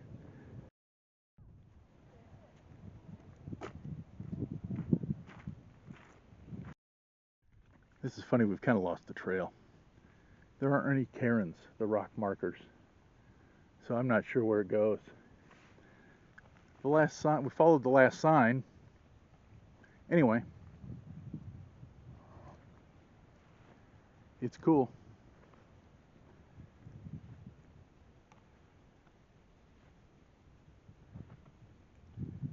But it seems weird that we're walking on this kind of rocky slope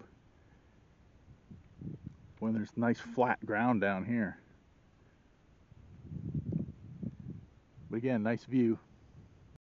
This is funny, we're still lost. We don't really know where the trail is. But we got to get on the other side of these rocks here.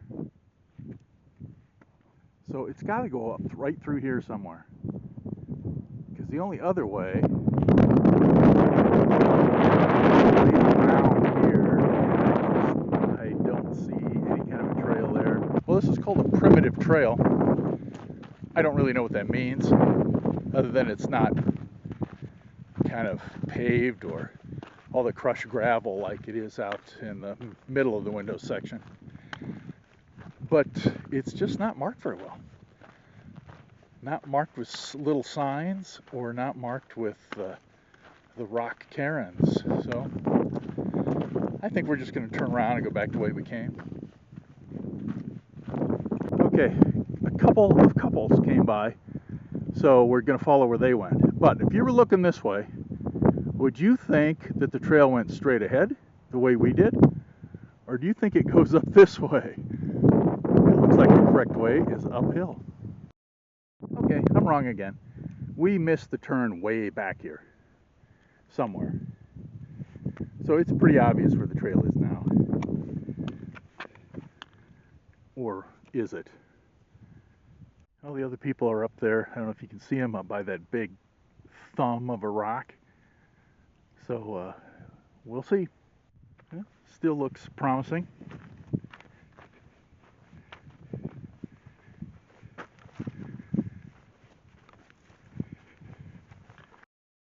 So I think we end up to the right of that big rock. Alright, scramble up little rocks there. Wasn't too bad. There's this tall thing.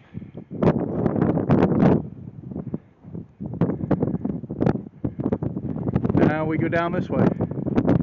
Supposed to be 2 more arches to see here.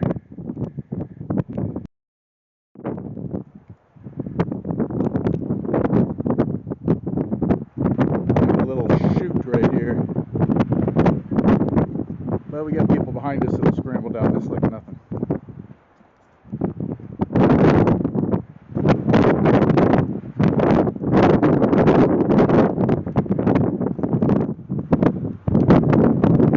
Alright, this is looking across the middle of the windows area towards Double Arch behind those trees.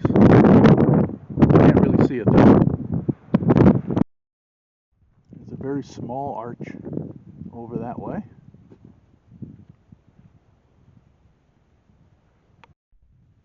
Still looking for the last arch. We must have missed something. That's actually, you can't see it really, but that's turret arch, middle of the screen. And then there's the parking lot, right? The upper lot, the lower lot where we parked. And Double Arch is still out of view over there.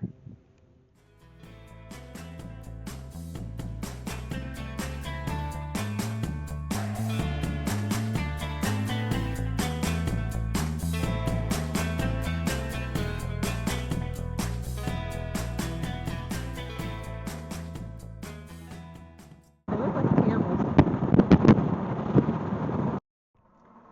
Okay. This one's really hard to see. See if you can pick it out way up there.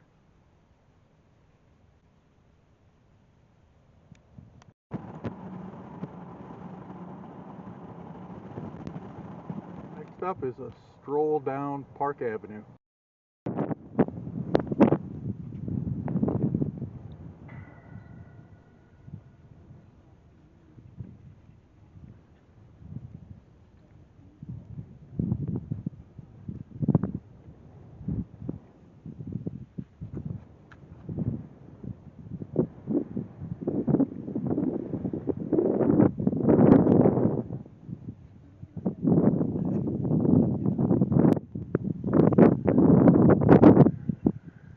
Trail goes down a lot of steps and across that valley floor.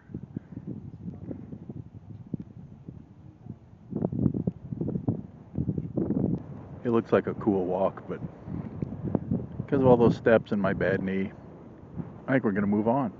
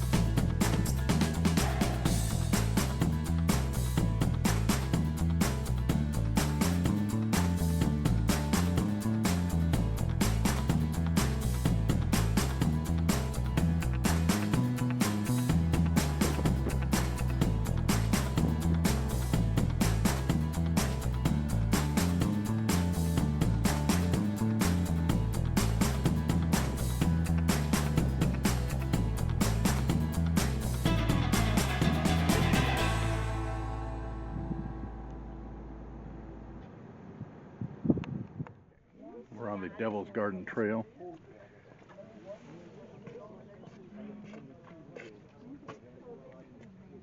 Where's Landscape Arch? We're just going out as far as we can to view Landscape Arch. So total trip will be less than 2 miles. Back to our car, which is at least a quarter mile from the trailhead. Popular spot, like they all are.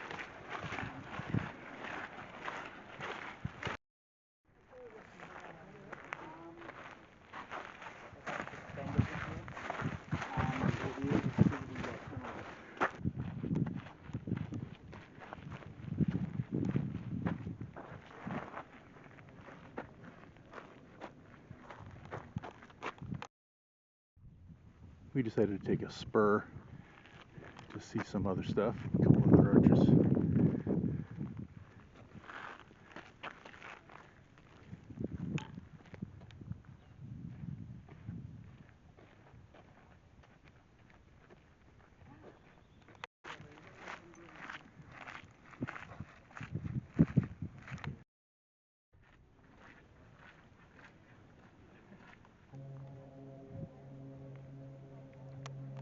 Always an airplane.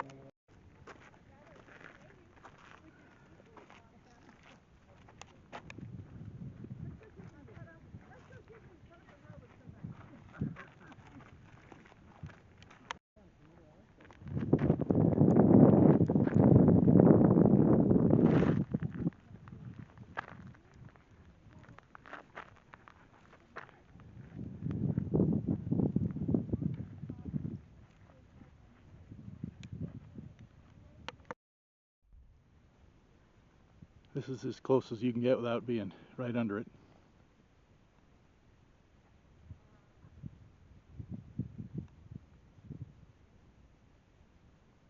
Just looks like it's not going to last very long.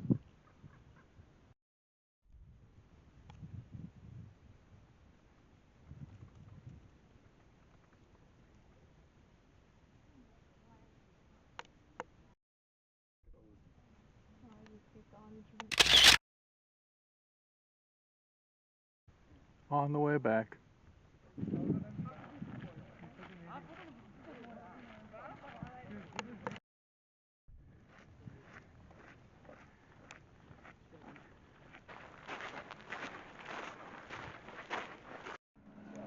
We're the last car up the line. And go up and over the hill, down it. So beyond the Landscape Arch, there were a couple other arches you could hike up to. We decided not to do that. But part of the hike,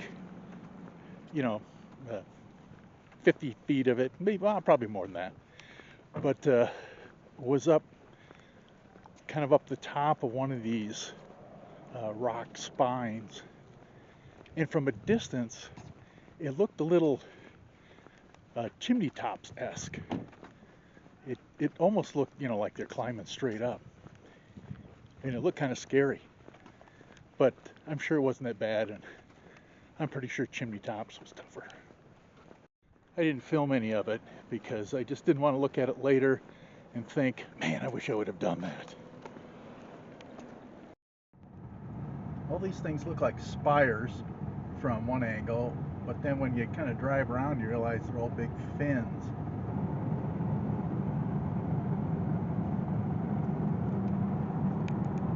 Sand dune arch trail now. Short, easy, great for little kids.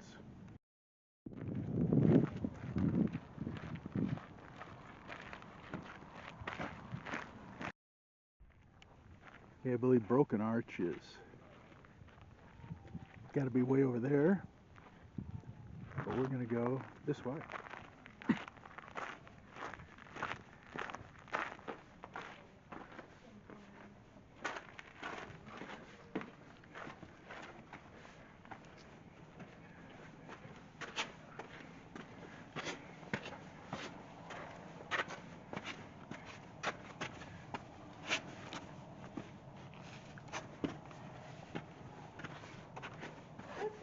I kind of missed a step there. This is all kind of deep sand. It's almost hard to walk in.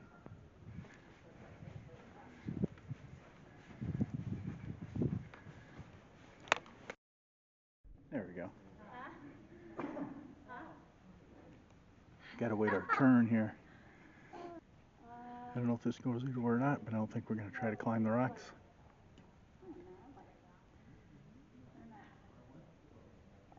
1, 2, 3. Smile like you're happy.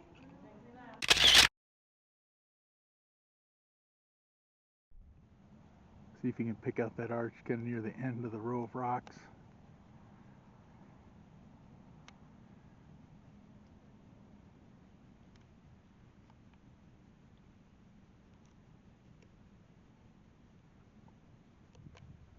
He's got a lot to say.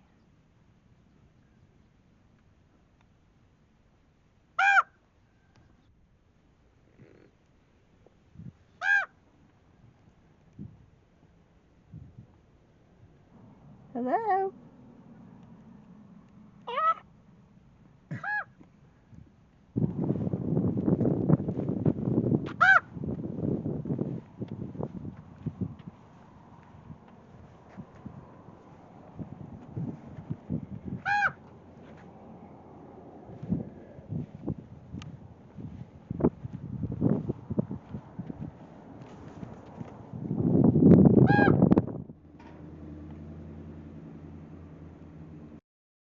Nice view of the LaSalle Mountains from here.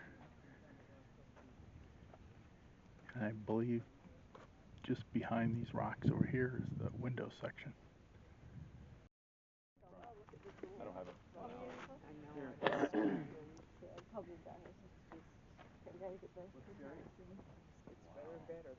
It's cool, all these little pottery things.